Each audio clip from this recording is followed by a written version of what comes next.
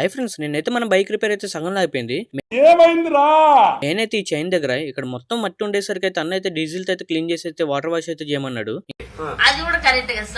ఇంకా మనమైతే ఇప్పుడైతే డీజిల్ తీసుకోవడానికి వచ్చాం. ఫస్ట్ అయితే పెట్రోల్ బంక్ వెళ్ళి చిన్న డబ్బా అయితే చూపించా. ఇందులో అయితే కొట్టనన్నాడు, ఏదైనా పెద్దది అయితే తెచ్చుకున్నాడు. మళ్ళీ ఇక్కడే వెతికైతే ఒక పెద్ద బాటిల్ అయితే పట్టుకున్నా. ఇంకా 50 రూపాయలు అయితే డీజిల్ అయితే కొట్టించుకున్నా. ఏం చేద్దామంటావు మరి? ఇంటికి వెళ్తే ఫుల్ డీజిల్ అయితే క్లీన్ చేస్తా. లాస్ట్ కి అయితే ఇలా ఉంది, ఇప్పుడైతే కొంచెం పర్లేదు. తర్వాత అయితే వాటర్ వాషింగ్ అయితే వెళ్ళాలి. ఇంకా 1 అవర్ ఆగెళ్దాం అని అలా కూర్చొని ఉన్నా. ఇంతలోపు అయితే ఇంట్లో వాళ్ళు అయితే పని చెప్పారు. ఇంకా ఆ పని చేయడానికి వెళ్ళానో లేదో వర్షం పడింది. మనమైతే వాటర్ సర్వీసింగ్ గీయాల్సిన పని లేకుండా పోయింది. మొత్తం క్లీన్ అయితే అయిపోయింది. చైన్ దగ్గర మనమే నీళ్ళు వేసుకొని కడుక్కుంటే జాలి. ఇంకా మొత్తం సెట్.